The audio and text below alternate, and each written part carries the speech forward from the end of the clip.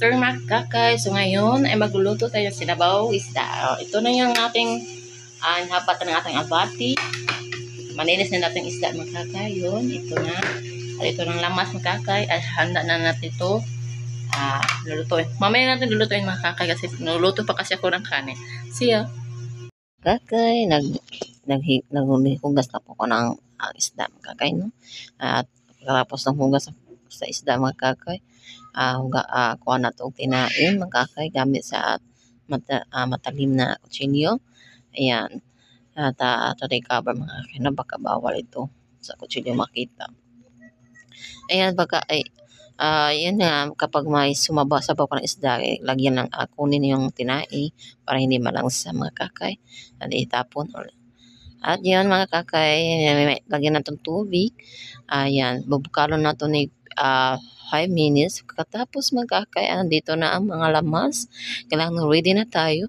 At kumukulo na ito. Kailangan kumukulo ay ilunod na natin ito. Kaya nga, ilunod sa natin ng tanglad. Before natin yun, butangan natin lamas daan mga kakay, no? Before mo kulo-kulo ang atong tubig.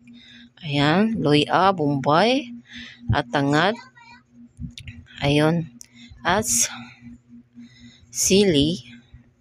Tapos ay ang yung buwis dahunan mga kakay adalas. At takpan na natin ito mga kakay. At ito ngayon, nabukal na itong ating sabaw. At tapos ang isda na naman natin ilagay dito sa ating ayan, ilagyan na natin ito.